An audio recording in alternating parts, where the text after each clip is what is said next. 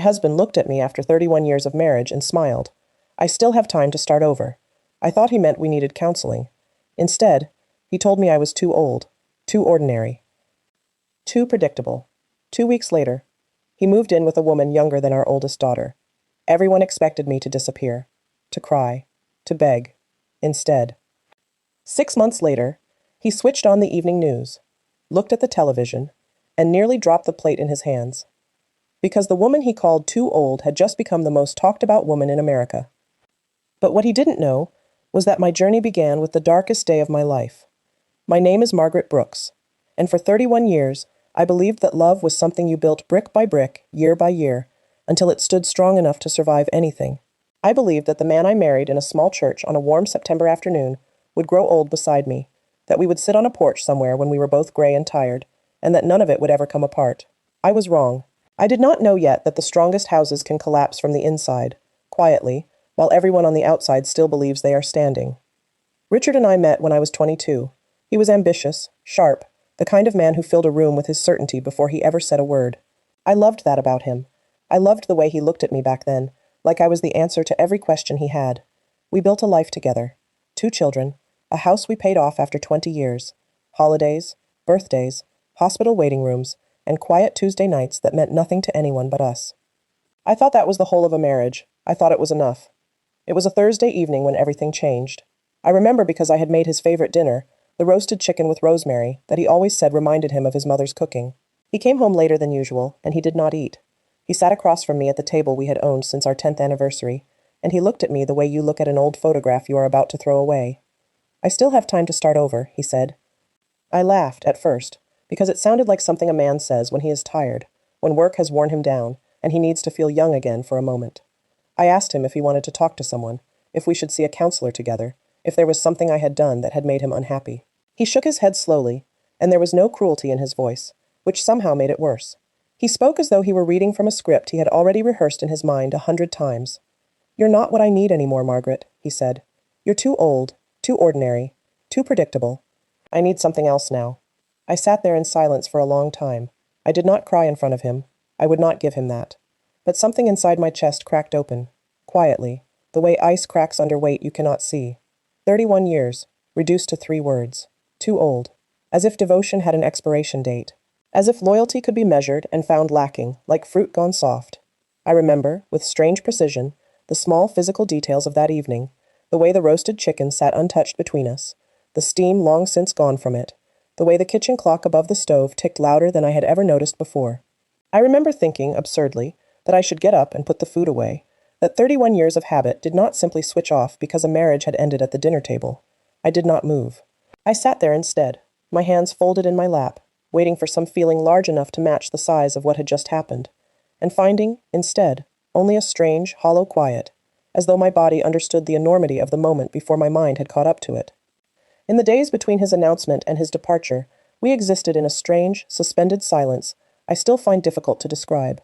We continued to sleep in the same bed, out of habit more than intention, careful not to touch, careful not to speak more than necessary.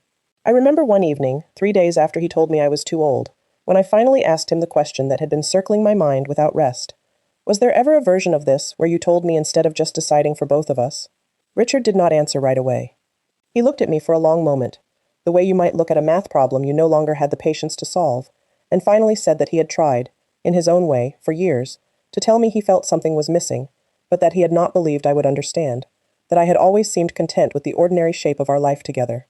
I told him that contentment and love were not always separable, that I had believed our quiet, steady years together were the whole point, not a failure to reach for something more. He had no answer for that. He simply looked away, and in his silence, I understood that he had already made his decision long before that Thursday evening at the dinner table. The conversation had simply been a formality, a courtesy extended to a marriage that, in his mind, had already ended. 2 weeks later, he was gone. He packed his things while I was at my sister's house, and when I came home, half his closet was empty, and there was a note on the counter with an address I did not recognize. I later learned her name was Vanessa, 29 years old, younger than our oldest daughter, Emily, who was 30. I remember standing in that empty half of the closet, staring at the bare hangers, and thinking that this was the moment my life as I knew it ended. The days that followed felt unreal, like I was watching my own life from somewhere outside my body. I would wake up reaching for a side of the bed that was no longer warm.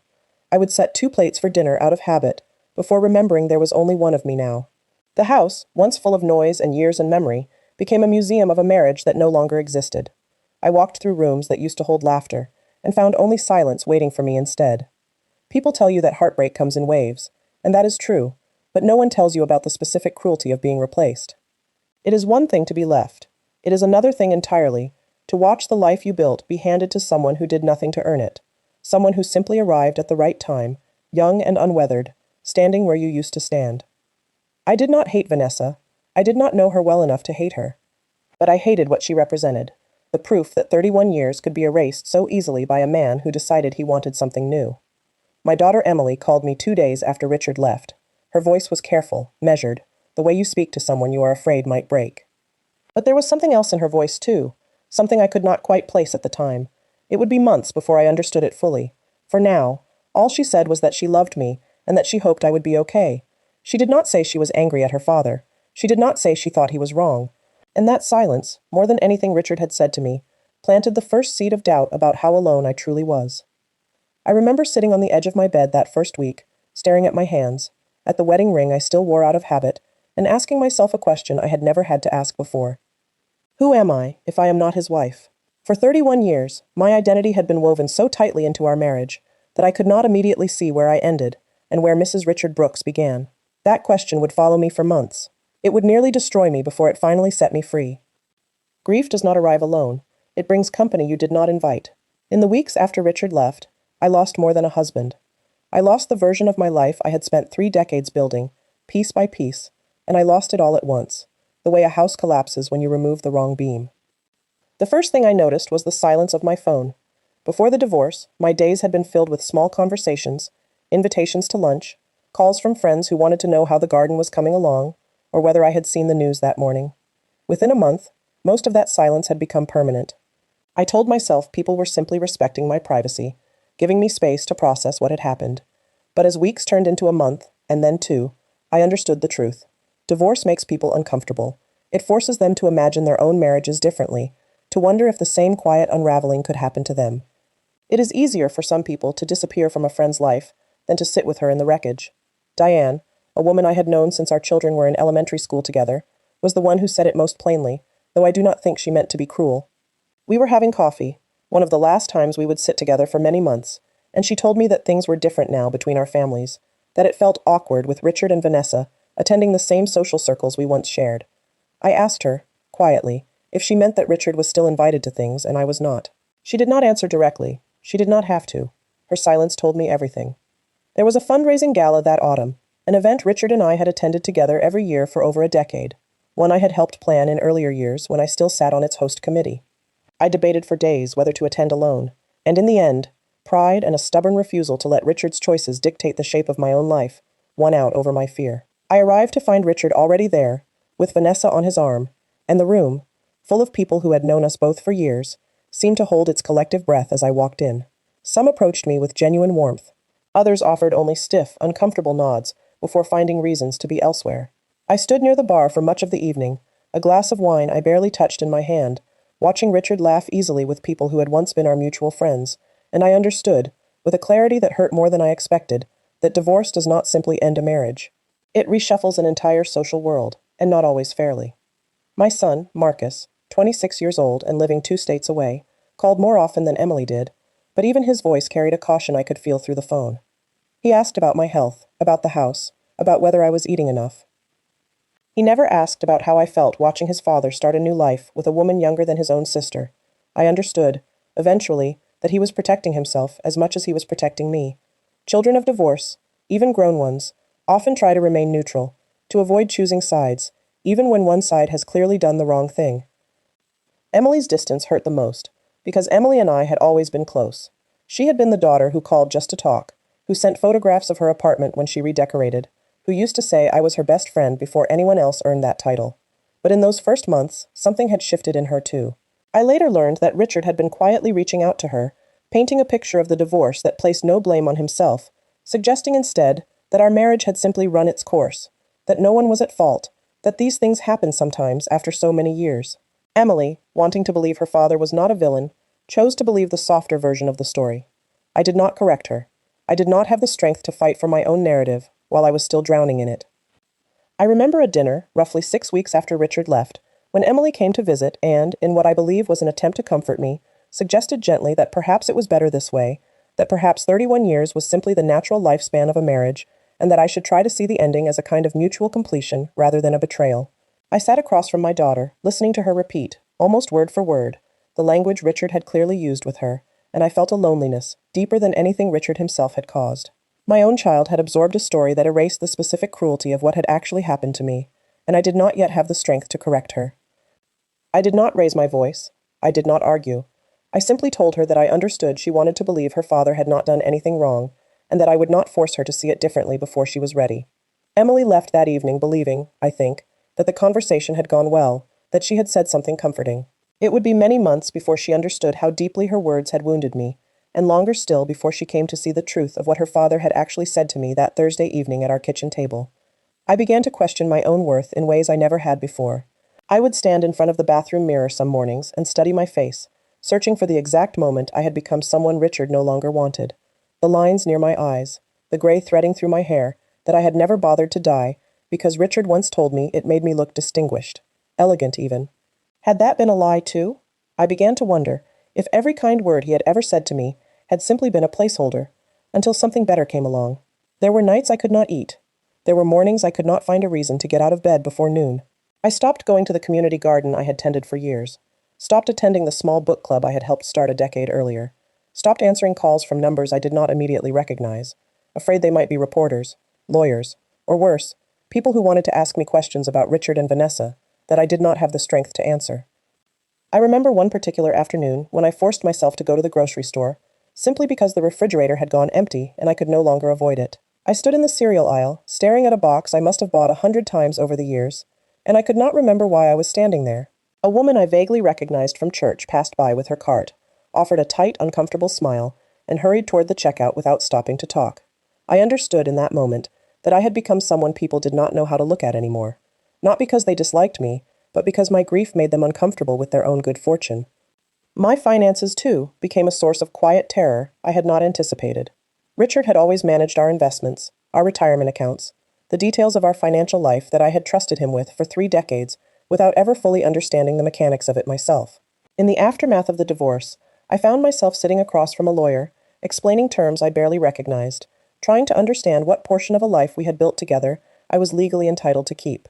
It was humiliating in a way I had not expected, to realize how little I had insisted on understanding for myself, how much I had allowed myself to depend on a man who ultimately decided I was disposable. There was a night, near the end of that second month, when Marcus called and I could not bring myself to answer the phone. I sat on the edge of my bed and watched it ring, watched his name flash across the screen, and I simply could not summon the strength to perform wellness for him, to reassure my own son that his mother was fine, when I was not entirely certain that was true. I let it go to voicemail. He called again an hour later, and again the next morning, until I finally answered, my voice hoarse from a day of silence, and told him I was tired, that I would call him back soon. I did not call him back for 4 days. The house itself became a burden I could barely carry. Too large for one person, too expensive to maintain on the settlement Richard's lawyers had negotiated, too full of memories that ambushed me in every room. I would open a kitchen drawer looking for a spoon, and find instead a stack of birthday cards Richard had given me over the years, each one signed with words I now doubted he had ever truly meant. I began to consider selling the house, not because I wanted to let go of it, but because staying inside its walls felt like living inside a wound that would not close.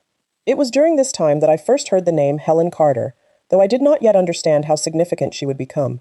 My neighbor, an older woman named Ruth, mentioned her in passing one afternoon, said Helen ran a small community program downtown, and that she had a way of helping women find themselves again. At the time, I dismissed the idea entirely. I was not looking to find myself. I was simply trying to survive each day without falling apart in public. But Ruth's words stayed with me, quiet and persistent, the way a small light stays visible, even in a dark room, waiting for you to notice it. There is a particular kind of loneliness that settles into a person after the initial shock of loss fades and the long gray middle of grief begins.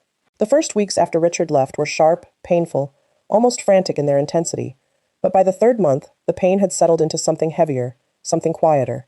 It was no longer a wound that bled. It had become a weight I carried everywhere, one that made even simple tasks feel unbearable. To understand how thoroughly that Thursday evening shattered me, you have to understand what our marriage had looked like from the outside, because appearances, I have come to learn, can be dangerously deceiving. Richard and I attended church together every Sunday. We hosted dinner parties for his colleagues, and I remember, with a kind of bitter clarity now, how often those colleagues told me what a lucky man Richard was to have a wife like me, steady, gracious, capable of holding a room together with warmth, while he took credit for the evening's success. I believed for years that being needed in that quiet, invisible way was its own form of love. I understand now that it was simply a role I had been assigned, one that Richard grew tired of once he decided he wanted an audience instead of a partner. The morning after he told me I was too old, I woke before sunrise, the way I always had, and for a strange, disorienting moment, I nearly reached for his side of the bed to see if he was awake yet, out of 31 years of habit. Then I remembered. I lay there in the gray early light and catalogued, almost involuntarily, every year of our marriage, searching for the precise moment things had begun to change, the moment his eyes had started drifting toward something newer, something that required less history to appreciate. I could not find it. Perhaps that was the cruelest part, the realization that there had been no single turning point I could have caught and corrected, only a slow, invisible erosion I had been too trusting to notice. I remember the day I nearly sold the house. A realtor named Patricia came to walk through the rooms, clipboard in hand, speaking cheerfully about curb appeal and staging and market value, as though the walls around us did not hold 31 years of my life inside them. I stood in the kitchen while she measured the countertops, and I felt something inside me go numb. I told her I needed a few more days to decide, and she left with a polite smile, the kind reserved for people she assumed would call back within the week. That night, sitting alone at the kitchen table, I allowed myself to feel the full weight of everything I had lost: my marriage, my social circle, my children's undivided loyalty, my sense of who I was in the world.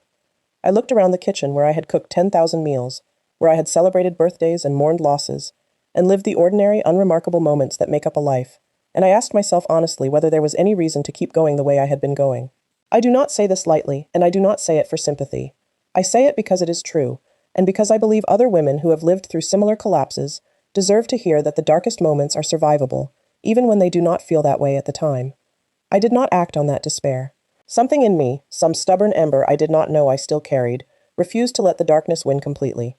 Instead, I called my sister, Barbara, and I told her, for the first time since the divorce began, exactly how bad things had gotten. She did not try to fix it with easy words. She simply listened, and then she told me to get dressed the next morning, because she was taking me somewhere. Barbara arrived at my house early the next morning, before I had even managed to make coffee, and found me still in the robe I had been wearing, for what I am ashamed to admit was closer to 3 days than 1. She did not comment on it. She simply put the kettle on, sat across from me at the kitchen table, and told me a story I had never heard before, about a difficult year in her own marriage decades earlier, a year she had never fully shared with me because she had not wanted to burden me, while my own marriage still seemed, from the outside, so stable. She told me that the year she nearly left her husband, a friend had physically driven her to a support group she would never have found the strength to attend on her own, and that the simple act of being in a room with other women who understood her particular pain had been the first step back toward herself. She was not asking me. She was telling me what we were going to do.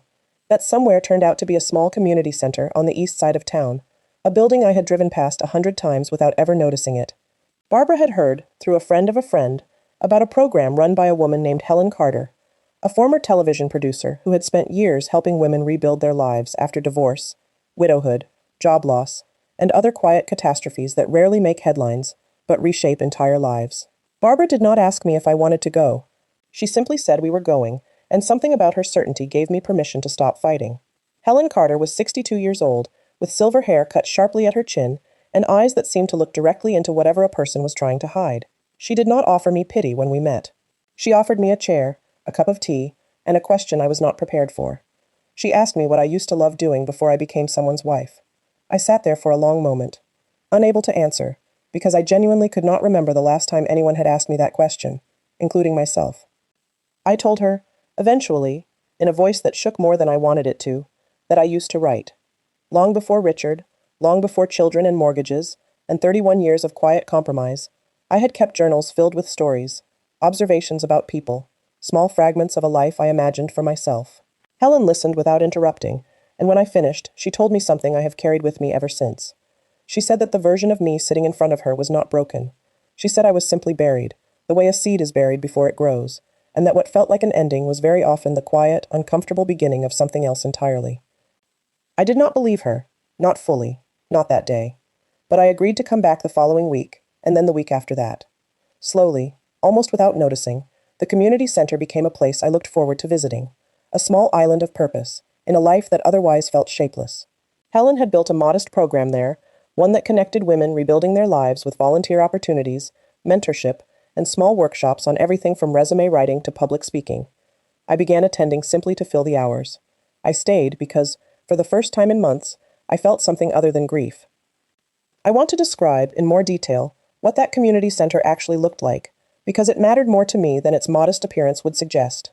The main room held a circle of mismatched folding chairs, a coffee maker that always seemed slightly broken, and a corkboard covered in flyers for job fairs, support groups, and free legal clinics. It was nothing like the country club Richard and I had belonged to for 20 years, with its polished floors and curated conversation. But there was an honesty in that community center that I had not felt in a long time, an unspoken agreement among everyone who walked through its doors that pretending was not required here. On my second visit, I met a woman named Denise, 71 years old, who had lost her husband of 44 years to a sudden heart attack and had spent the following year learning, for the first time since she was a young bride, how to manage a checkbook, change a tire, and sleep alone in a bed that had held two people for 4 decades. Denise took one look at me, sitting quietly at the edge of the circle during a group session, and told me, without any preamble, that the first year was the hardest, and that I would survive it whether I believed that yet or not. I did not know, at the time, how much I would come to rely on women like Denise in the months ahead, women whose losses looked different from mine, but whose grief spoke a language I was only beginning to understand. I remember, too, a conversation with Helen during one of those early weeks when I confessed something I had not admitted even to my sister. I told her that some mornings I still found myself checking my phone for a message from Richard, some small acknowledgement that he missed the life we had shared, even as I understood, rationally, that no such message would ever come. Helen did not scold me for this, the way I half expected her to. She told me that the body and the heart often take much longer than the mind to accept an ending, and that there was nothing shameful about grieving a person, even after you had come to see clearly the harm they had caused you. Grief, she said, does not ask permission before it arrives, and it does not leave simply because you have decided, intellectually, that it should. Helen did not push me toward anything during those early visits. She simply made space for me, week after week, offering small tasks that required just enough of my attention to keep me from disappearing entirely into my own head. She asked me to help organize donated clothing for women attending job interviews. She asked me to proofread a newsletter. Small, unremarkable tasks that nonetheless gave my days a shape they had been missing since Richard walked out the door. It was only later that I understood how deliberately Helen had been rebuilding my sense of usefulness, one small task at a time, the way you might rebuild a muscle after an injury, slowly, carefully, without asking it to bear its full weight too soon. The community center Helen ran was not a grand place. It occupied the ground floor of an old brick building that had once been a bank, and the paint on the walls was a color somewhere between beige and forgotten. But inside those walls, something began to shift in me that I had not expected.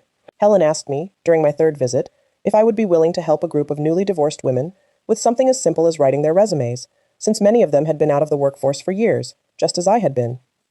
I remember hesitating, telling her I did not think I had anything valuable to offer, that I was barely holding myself together, let alone qualified to help anyone else. Helen looked at me with the patient, unshakable expression she seemed to wear permanently, and told me that the women coming through those doors did not need someone who had already solved every problem. They needed someone who understood, firsthand, what it felt like to lose an entire identity overnight and still show up the next morning anyway. I said yes, mostly because I did not know how to say no to Helen. That first session, I sat across from a woman named Carol, 51 years old, whose husband of 26 years had left her for someone at his office. As I helped her put words to a work history she had abandoned decades earlier to raise her children, I watched something shift in her posture, in the way she held her shoulders. By the end of our hour together, she was sitting straighter, speaking with more confidence, and I realized, quietly, that I had just witnessed the exact transformation Helen had described to me weeks earlier, the seed beginning to grow. Word spread slowly through the small network of women connected to the center, and within a few months, I was no longer simply helping with resumes. I was leading small workshops on confidence, on rebuilding a sense of self after loss, on learning to trust your own voice again after years of deferring to someone else's opinion. I discovered, almost by accident, that I had a gift for this work, a way of speaking to grief that came from having lived through it myself, rather than having studied it from a textbook. I want to pause here to describe, in more detail, one particular workshop I led during this period, because it changed the way I understood the work I was doing. A woman named Rosalind, 48 years old, attended one Tuesday morning, having driven nearly an hour from a neighboring town after hearing about the sessions from a coworker. She sat silently through most of the workshop, offering nothing until the final 10 minutes, when she finally spoke, her voice barely above a whisper, and told the room that her husband had left her for a woman he worked with, and that she had spent the past 4 months unable to tell anyone the full truth of what he had said to her before he left. When I gently asked what he had said, she repeated words that felt uncomfortably close to my own, a description of her as tired, unremarkable, no longer capable of holding his interest the way she once had. I recognized, in that moment, a pattern I would come to see again and again in the months that followed, the particular cruelty certain men reach for when they want to justify choosing someone new over the person who has spent years building a life alongside them. My relationship with my children began to shift during this period as well, though not without difficulty. Marcus, my son, visited one weekend and found me in the middle of preparing materials for an upcoming workshop, papers spread across the kitchen table where Richard and I used to eat dinner in silence during the final years of our marriage.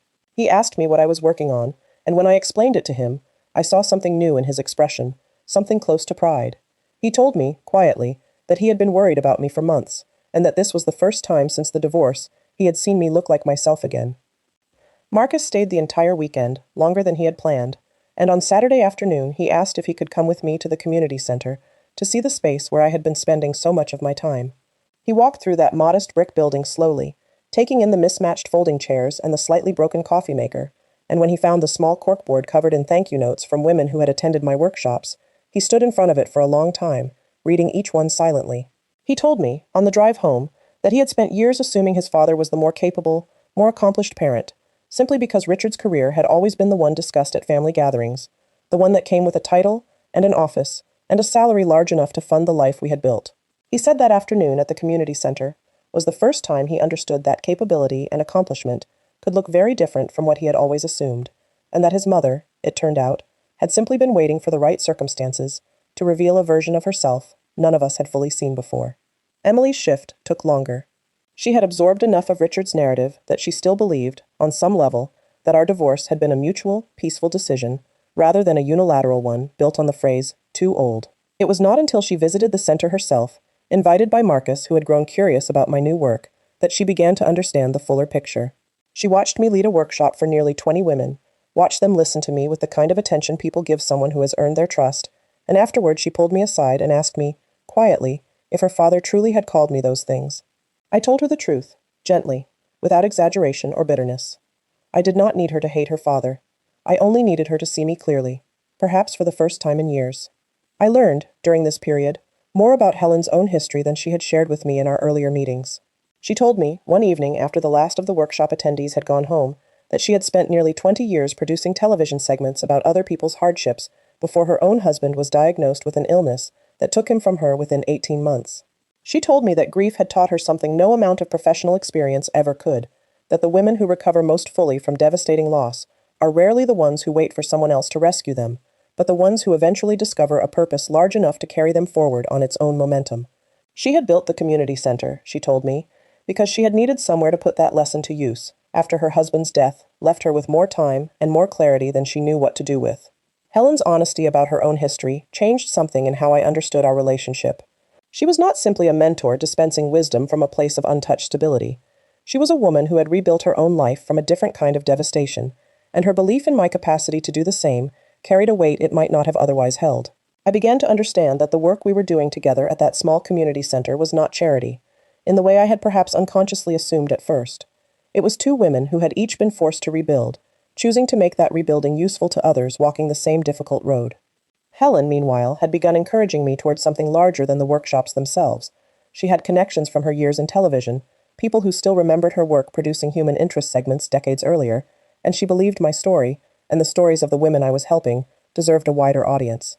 I resisted the idea at first. I had spent 31 years being someone's quiet wife, and the thought of stepping into any kind of public spotlight terrified me more than anything Richard had said the night he left.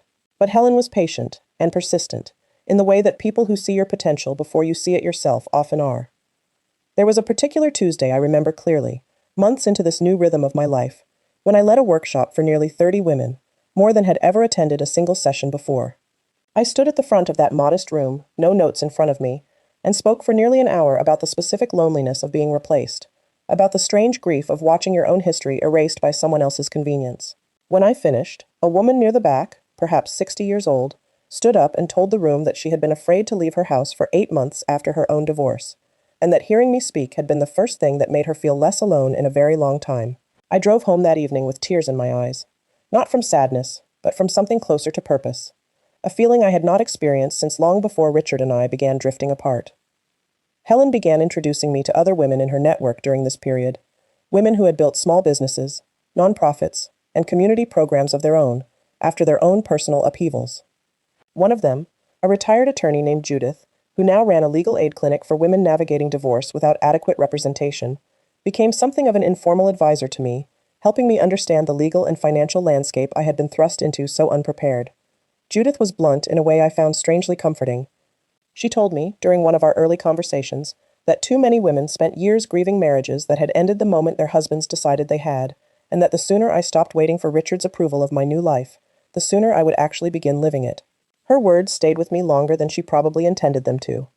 Judith invited me, during this period, to speak briefly at one of her legal clinic's evening sessions, addressing a room of women in the earliest, most frightening stages of divorce, many of whom had not yet found a lawyer, or even decided firmly to leave.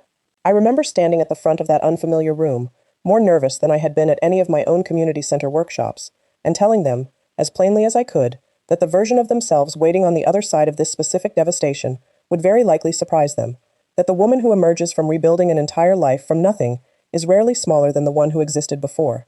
A woman near the back, visibly pregnant and clearly exhausted, asked me afterward how long it had taken before the pain stopped feeling like the only thing she could feel. I told her honestly that I could not give her an exact number of months, only that it happened gradually, in the small, unremarkable moments when she found herself laughing at something and realized, only afterward, that she had forgotten to be sad for an entire hour. I also began, slowly, to rebuild the parts of myself that had nothing to do with any of this. I started writing again, the way I had as a young woman before Richard, before children, before 31 years of quiet compromise. I would sit at my kitchen table some evenings, not working on anything related to the foundation or the workshops, simply filling pages with sentences for no purpose other than the pleasure of writing them. It was during one of these evenings that Helen mentioned, almost in passing, that my ability to put language to complicated emotional experiences was rare, and that I should consider whether the workshops I was running might have a life beyond the walls of that small community center. 6 months after the divorce, I was no longer the woman who had nearly sold her house out of despair. I was someone who arrived at the community center 3 mornings a week with purpose, who had begun to reconnect with her children on terms that felt honest rather than performative, and who had, without fully realizing it, started building something entirely her own for the first time in 3 decades. I did not know yet that the next chapter of my life would place me in front of cameras, in rooms full of strangers who would come to know my name.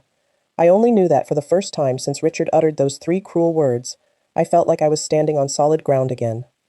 It began with a single phone call I almost did not answer. A local news producer, a young woman named Kayla who had heard about the community center's work through a mutual contact of Helen's, wanted to do a short segment on women rebuilding their lives after divorce. Helen suggested my name immediately, and though every instinct in me wanted to refuse, something had shifted enough in the months since my rock bottom that I found myself, almost against my own judgment, agreeing to the interview. The segment aired on a Tuesday evening, 4 minutes long, tucked between a story about local road construction and the weather forecast. I sat in my living room and watched myself on screen for the first time in my life, speaking honestly about what it felt like to be told, after 31 years, that I was too old to be loved. I spoke about the women I had met at the center, about Carol and the dozens of others like her, about the strange, painful gift hidden inside devastating loss. I did not know, watching that broadcast alone in my living room, that it would change the entire trajectory of my life. The response was immediate, and to me, entirely unexpected. The local station's social media page filled with comments from women across the country who recognized pieces of their own stories in mine. Messages arrived through the community center's modest website faster than Helen and I could read them. Within a week, a producer from a national morning program reached out, asking if I would be willing to appear on a larger platform to discuss the work I had been doing and the larger conversation it seemed to be opening about how society treats women who are discarded in midlife. I remember calling Emily before I agreed to the national interview, unsure whether I had the right to make this decision without considering how it might affect her, or Marcus, or even how it might affect Richard's life, though by that point I had stopped caring quite so much about protecting him. Emily's response surprised me. She told me I deserved to be seen, that she was proud of the work I had built out of the wreckage her father had left behind, and that she wanted to be in the audience when I told my story to a wider world. The national interview aired on a Thursday morning, and within days, the modest community center Helen had built over a decade suddenly found itself flooded with attention it had never had before. Donations arrived from viewers who wanted to support the program. Women from other cities reached out asking how to start similar initiatives where they lived. A literary agent contacted me, suggesting that my story, and the broader movement it seemed to be sparking, might deserve a book. I said yes to nearly everything that came my way during those weeks, partly out of momentum, partly because for the first time in my adult life, I understood that my voice, on its own, without Richard's name attached to it, had value. One speaking engagement in particular stays with me clearly. A university auditorium filled with several hundred students studying social work and psychology, invited to hear about the practical realities of supporting women through midlife upheaval. A young woman near the front row raised her hand during the question period and asked me, somewhat hesitantly, whether I had ever considered that building the foundation might have been, on some level, an attempt to win back Richard's attention, to prove something to him, rather than to myself. It was a fair question, and I took a long moment before answering it honestly. I told her that in the earliest days I could not entirely separate my motivations, that some small, wounded part of me had likely wanted Richard to witness what I had built. But I told her, too, that somewhere in the process of actually doing the work, of sitting across from women like Carol and Rosalind, and watching something shift in their posture as they rediscovered their own worth, my motivations had changed entirely. I no longer built anything for Richard's benefit. I built it because the work itself had become the point. Helen and I made the decision together to formalize the small workshops into an official foundation, one dedicated specifically to supporting women rebuilding their identities and careers after divorce or widowhood, in midlife and beyond. We called it the Second Chapter Foundation, and within 3 months of its founding, it had grown from a handful of local volunteers to a network spanning several fit.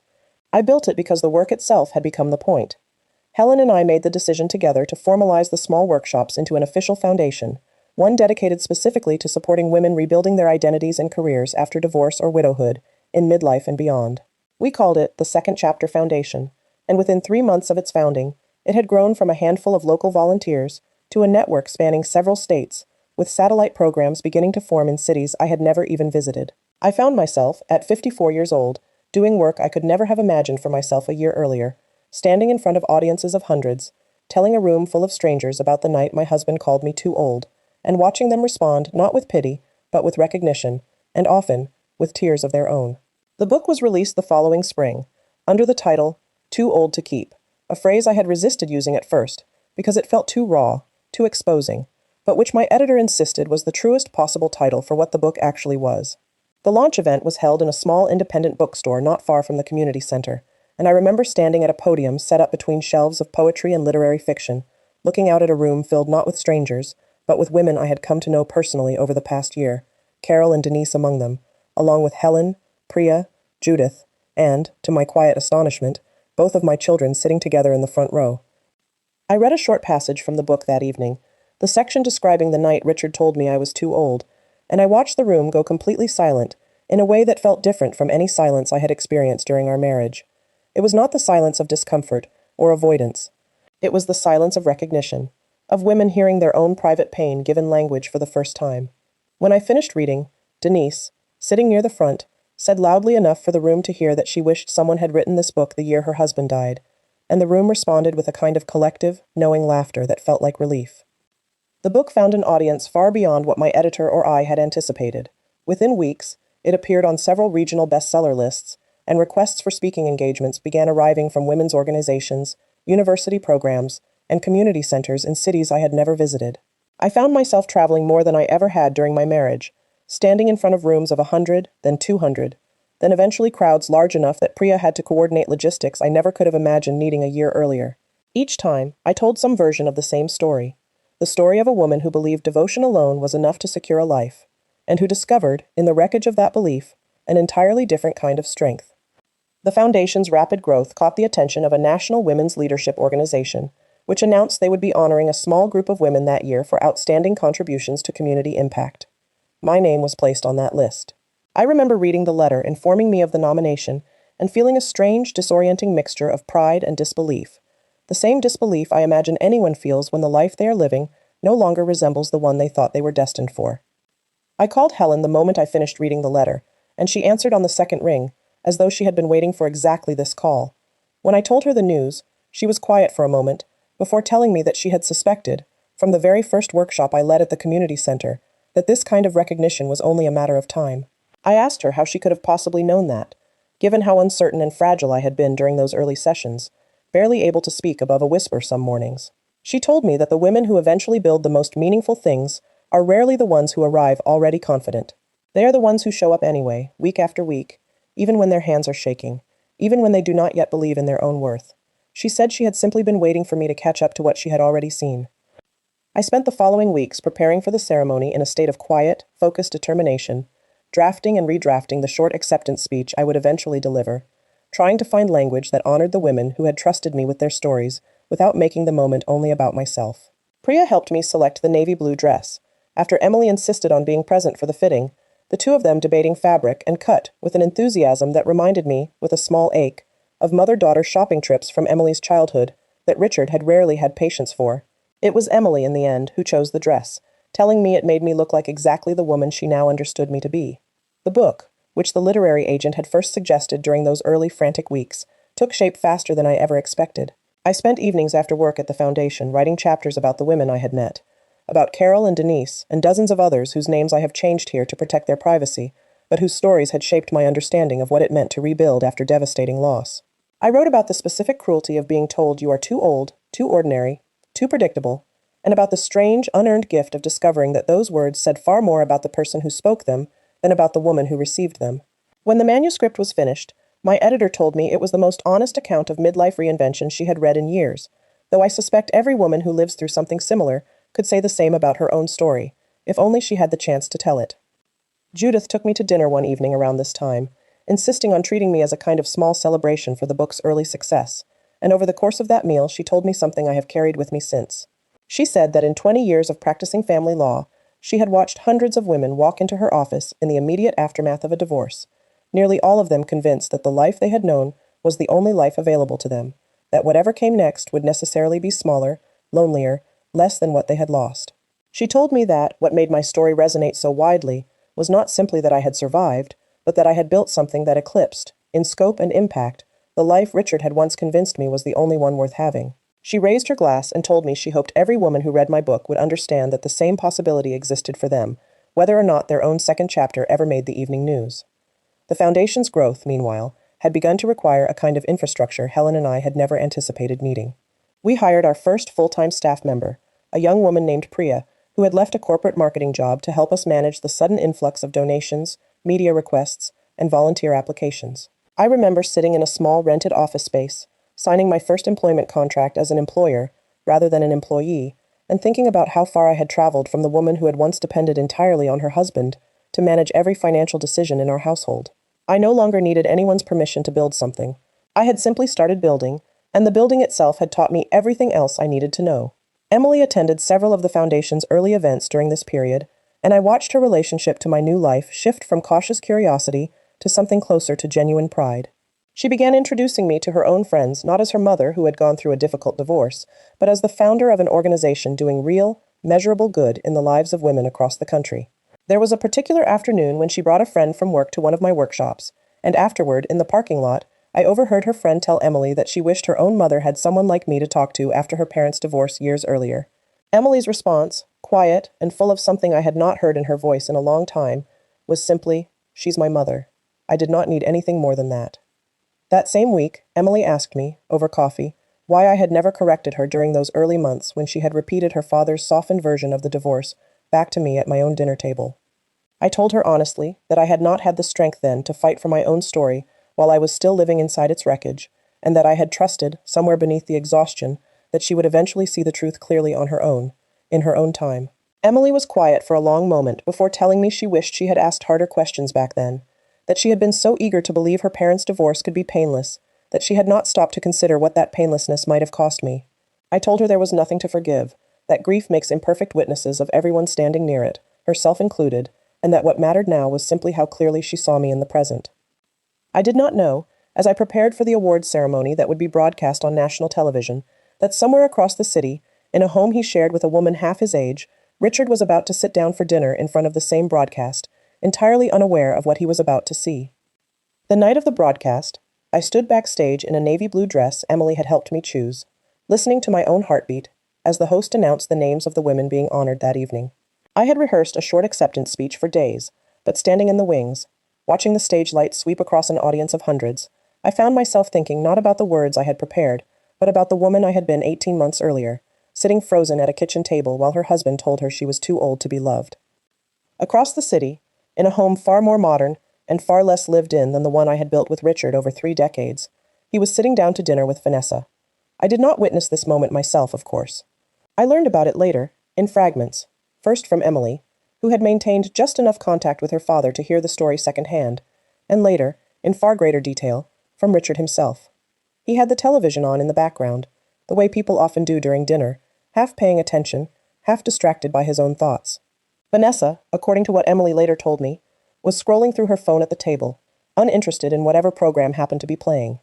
The broadcast cut to the award ceremony, as Richard was mid-sentence, discussing something about a business deal he was pursuing, and then my name was announced. Margaret Brooks, founder of the Second Chapter Foundation, honored for her extraordinary work supporting women rebuilding their lives after devastating personal loss. The cameras found me walking across the stage in that navy blue dress, poised in a way I had not felt poised in years, and Richard, according to the story that eventually reached me, went completely still, the fork frozen halfway to his mouth. He told me later that his first thought was disbelief, that surely this was some other Margaret Brooks, some coincidence of name and appearance. But as the camera lingered and the host began reading a summary of the foundation's impact, the number of women helped, the cities reached, the recognition earned in barely a year, he understood there was no mistaking who he was looking at. The woman on the screen, receiving a standing ovation from hundreds of strangers, was the same woman he had told, less than 2 years earlier, that she was too old, too ordinary, too predictable to keep.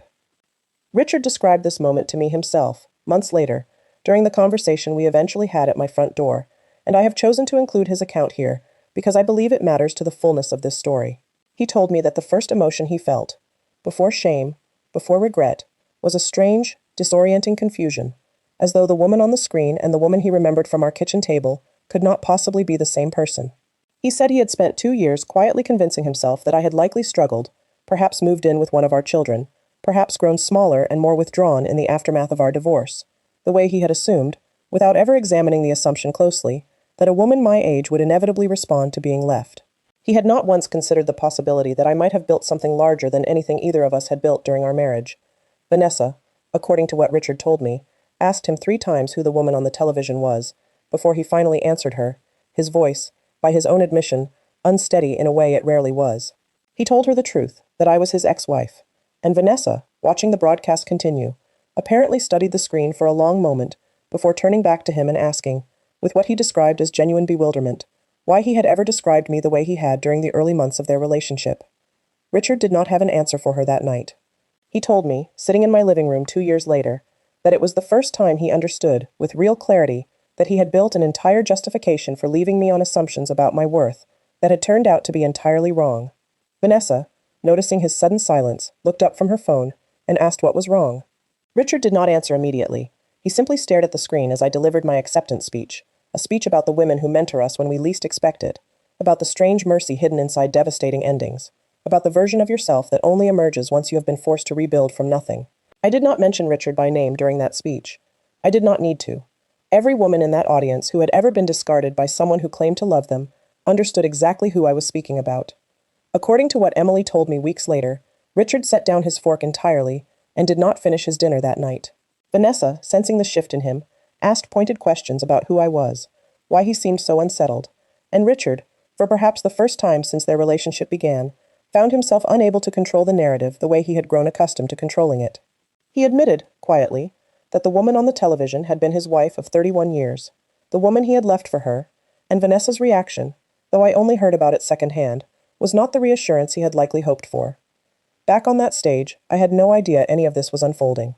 I finished my acceptance speech to a standing ovation, the kind of sustained applause I had never experienced in my life, not once in 31 years of quietly supporting Richard's career from the background of every dinner party and business function we had ever attended together. I remember Helen finding me backstage afterward, her eyes bright with something that looked almost like tears, though Helen was not a woman prone to sentimentality. She told me she had known, the very first day I sat across from her in that modest community center, that I had something to give the world beyond what I had allowed myself to believe. I told her honestly that I still could not quite believe the woman on that stage had been me.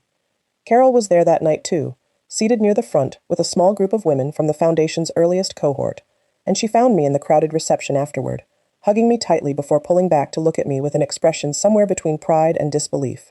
She told me that watching me accept that award had felt, in some strange way, like watching her own transformation reflected back at her, proof that the work we had started together in that unremarkable brick building downtown had mattered far beyond the walls where it began. I held her hands and told her the truth, that none of it would have been possible without women like her, trusting me enough to be vulnerable in that first difficult year, when neither of us had any idea what we were building.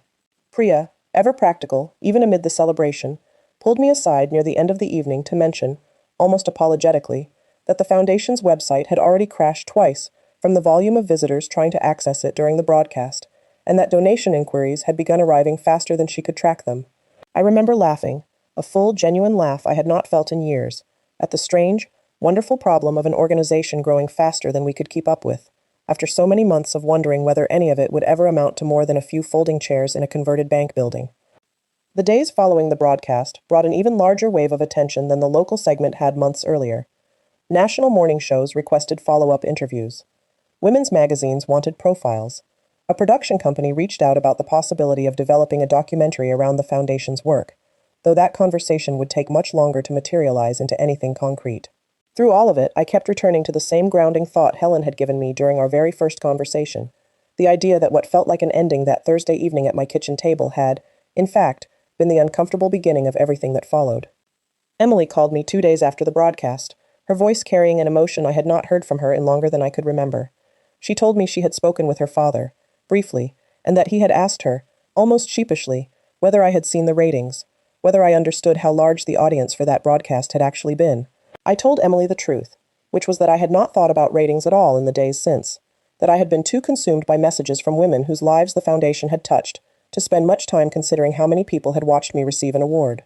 Emily laughed, softly, and told me that was exactly the answer she had expected from me, and exactly the answer that would have frustrated her father most of all. I did not think about Richard much in the days following the broadcast. My attention was consumed by the sudden surge of interest in the Foundation, by interview requests, by messages from women across the country whose lives had been touched by the work Helen and I had built together. It was only later, through Emily, that I learned how thoroughly that single television broadcast had unraveled something in the relationship Richard had built his entire justification around. The woman he called too old had become, without any intention of revenge on my part, the very thing he could no longer look away from. I want to be clear about something, because it matters to how I understand my own story. I did not build the Second Chapter Foundation to punish Richard. I did not give interviews hoping he would see them, and I did not accept that award with any thought of what it might look like from across the city where he now lived. Everything I built in those months, I built for myself, and for the women who found something of their own reflection in my story. What happened to Richard afterward was not something I orchestrated.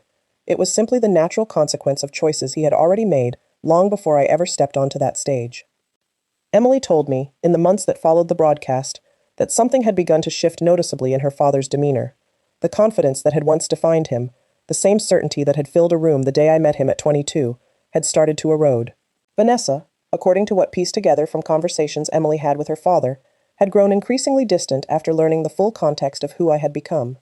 She had entered the relationship believing Richard was a man reinventing himself, choosing excitement over stagnation.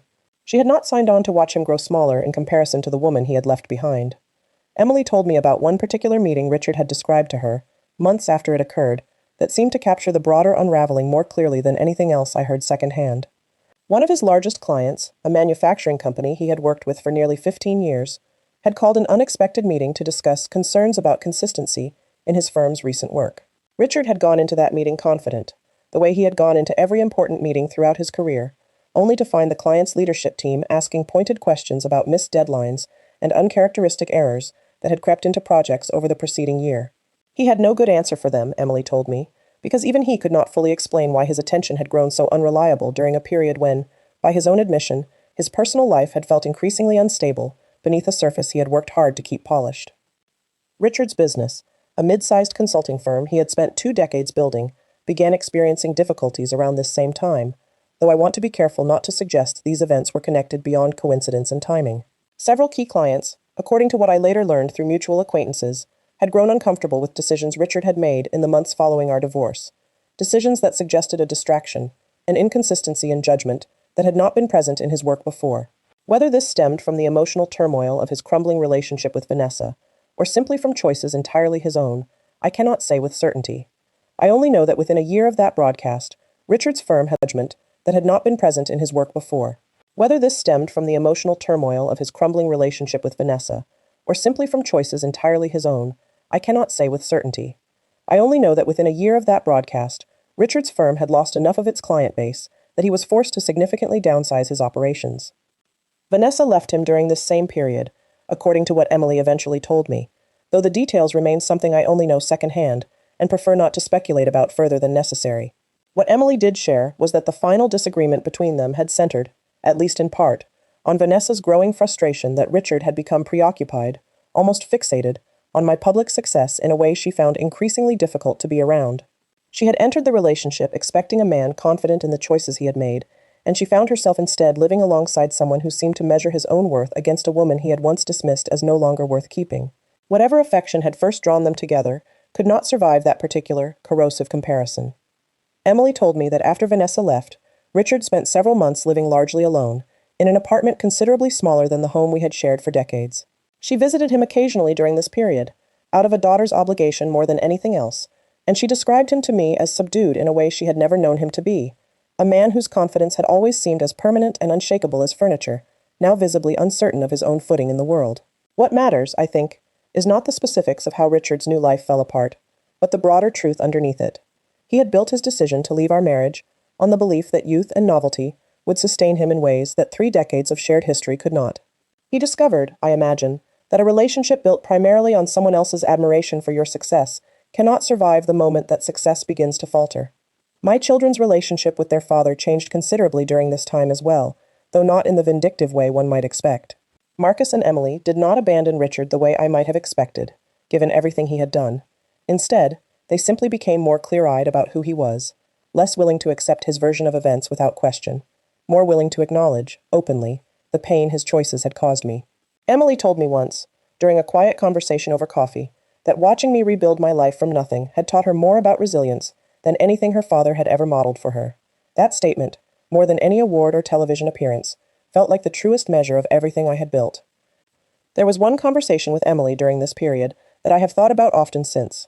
She told me that her father had called her late one night, his voice heavy in a way she had never heard before, and asked her, directly, whether she thought he had made a mistake leaving me. Emily told me she did not answer him right away.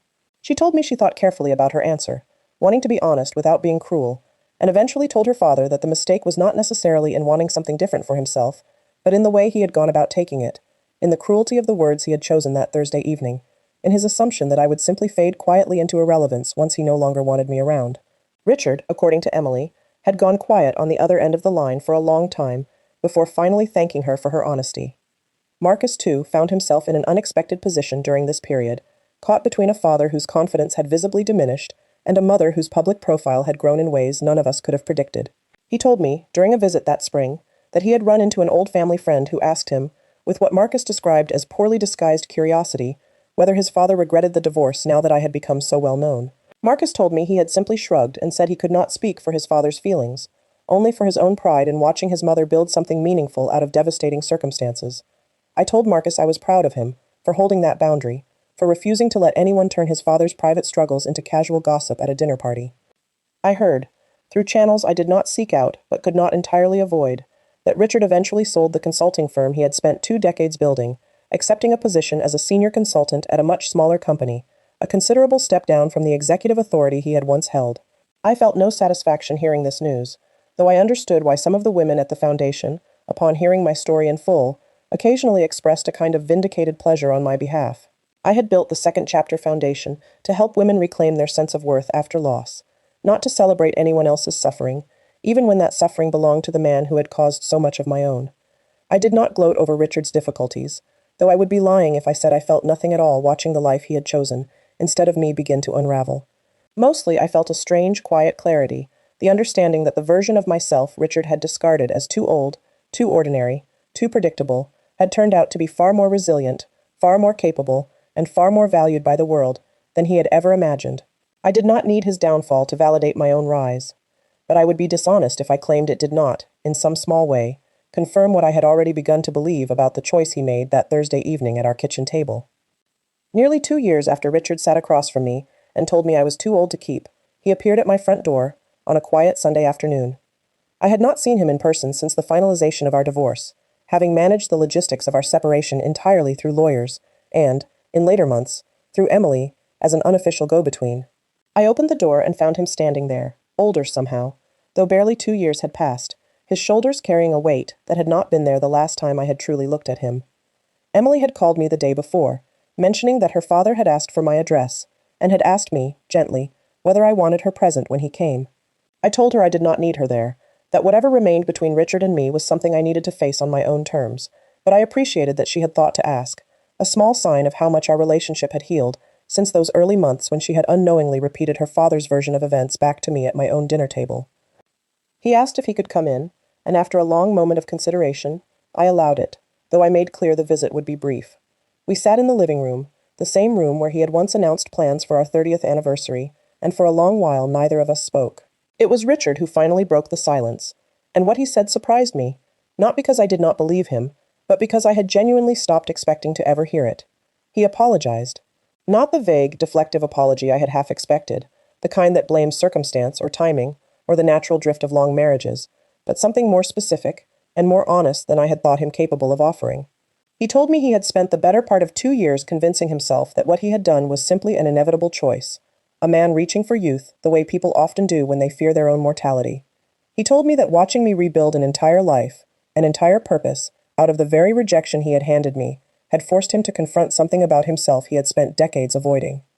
He said he had mistaken comfort for stagnation, had mistaken my quiet steadiness for a lack of depth, and had not understood, until it was far too late, that the depth had been there all along, simply waiting for a reason to surface. I listened to all of it without interrupting, and when he finished, I did not respond immediately. I thought about the woman I had been that Thursday evening, frozen at our kitchen table, believing that 31 years of loyalty had been erased by 3 cruel words. I thought about the months that followed, the isolation, the near sale of the only home I had ever truly known, the quiet mornings I could not find the strength to leave my bed. I thought about Helen and Carol and the dozens of women I had met at that modest community center who had taught me, through their own small acts of courage, that survival could become something larger than survival. I told Richard that I accepted his apology, and I meant it. I told him that I no longer carried the anger I once had, that the version of myself who might have wanted to make him suffer for what he did no longer existed, because she had been replaced by someone with far more important work to do. But I also told him, gently and without cruelty, that acceptance did not mean return. I was not the woman he had left at that kitchen table, and I had no interest in becoming her again, not for him, not for anyone. You didn't leave because I was too old, I told him. You left because you couldn't see my value. Now I finally can. He asked me, before I could show him to the door, whether I thought we might have found a way through it. Had he simply come to me that Thursday evening with honesty instead of cruelty? Had he asked for what he needed instead of declaring me unworthy of keeping?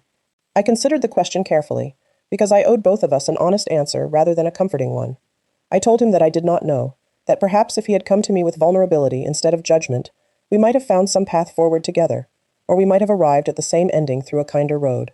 But I told him, too, that the question no longer mattered to me the way it once might have, because the woman who might have fought to save that marriage no longer existed. She had been replaced, through necessity and grief, and slow, hard-won growth, by someone with an entirely different sense of what she deserved from the people who claimed to love her. Richard looked around my living room once more, before he stood to leave, taking in the photographs from foundation galas, the framed letters from women whose lives had changed because of the work Helen and I had built together, the modest but unmistakable evidence of an entire life constructed without him. He told me, quietly, that he was proud of me, and that he understood he had no right to say so, given everything that had passed between us.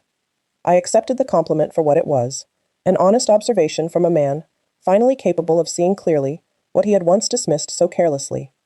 He nodded, slowly, understanding, I think, that this was not an invitation to reconciliation, but a closing of a door that had already been closing for 2 years. He thanked me for my time, and for hearing him out, and he left the way he had arrived, quietly, without the certainty that had once defined every room he walked into. Before he reached the door, Richard paused and asked one final question, one I had not anticipated and did not immediately know how to answer. He asked whether I had forgiven him, or whether the peace he saw in me was simply the byproduct of having built a life large enough that his choices no longer mattered to me. I considered his question honestly, standing there in the entryway of the home we had once shared, and that was now entirely mine. I told him that forgiveness, in my experience, was not a single decision made once and finished, but something closer to a practice. A choice I renewed each time old anger surfaced, and I decided, again, not to let it take root. I told him that I had forgiven him, as much as any person can fully forgive the specific cruelty of being told they are too old to be loved after 31 years of devotion, and that the peace he saw in me was real, though it had cost me more than he would ever fully understand to build it. I stood in my living room for a long while after he left, looking around at the space I had reclaimed entirely as my own, filled now with photographs from foundation events, awards from organizations I had never imagined would know my name, small mementos from women whose lives had intersected with mine in ways neither of us could have predicted 2 years earlier. I closed the door on that chapter of my life, not with bitterness, but with the quiet, settled peace of someone who had finally stopped waiting for someone else's permission to matter. I think often about the woman I was, the night Richard told me I was too old. I do not resent her. I understand her completely. The way you understand a photograph of yourself from a difficult year, recognizable but distant, someone you have grown far beyond without ever forgetting where you began. The second chapter foundation has grown in ways I never anticipated when Helen first asked me what I used to love doing before I became someone's wife. We have helped thousands of women find their footing again after loss, after betrayal, after the particular devastation of being discarded by someone who once promised forever. I did not build any of it to prove Richard wrong. I built it because somewhere inside the wreckage of my marriage, I found a version of myself I had forgotten existed, and I decided she deserved a chance to live fully, on her own terms, at 54 years old and beyond. I think, too, about all the women who have sat across from me in that modest community center over the years, women like Carol and Denise, women whose names I never had the chance to learn beyond a single workshop, each of them carrying some version of the same wound. A husband who decided, after years or decades of shared history, that youth or novelty mattered more than loyalty. A quiet erasure of an entire identity built around being someone's wife, someone's mother, someone's steady, invisible foundation. I tell each of them the same thing Helen once told me, that what feels like an ending is very often the uncomfortable beginning of something else entirely, though I understand now, in a way I could not have understood during my own darkest months, how difficult that truth is to hear before you have lived your way into believing it. Emily and Marcus both have their own lives now, careers and relationships of their own, but our relationship has become something steadier and more honest than it was even before the divorce, built on a foundation of having weathered something difficult together and come out the other side with a clearer understanding of one another.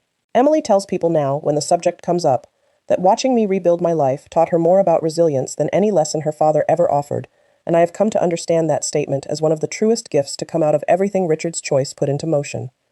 As for Richard, I do not know what his life looks like now beyond the occasional update Emily offers when she visits, and I have found, to my own quiet relief, that I no longer need to know.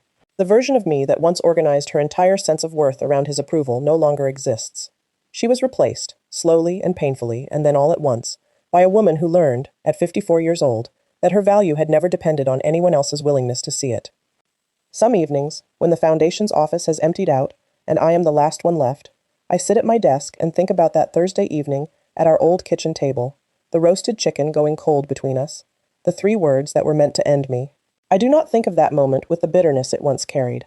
I think of it, instead, as the strange, painful doorway I walked through, to reach everything that came after, the workshops, the women, the book, the foundation, the daughter and son who know me now more honestly than they ever did before. I would not have chosen that doorway for myself, but I have come to understand that some of the most important rooms in our lives are only reached through doors we never wanted opened. If there is one thing I hope any woman reading or listening to this story carries with her, it is this. Being told you are too old, too ordinary, too predictable to keep, says nothing true about your worth, and everything about the limitations of the person doing the telling. The ending of one chapter, however cruel its final page, does not mean the story itself has finished. Sometimes it simply means the story is finally ready to become something larger than you ever imagined it could be. Margaret smiles peacefully. You didn't leave because I was too old. You left because you couldn't see my value. Now I finally can. She closes the door, walks toward the life she built herself. Fade out. If this story touched your heart, don't forget to like this video and subscribe to Tales by All Stories for more unforgettable stories of love, betrayal, resilience, and second chances.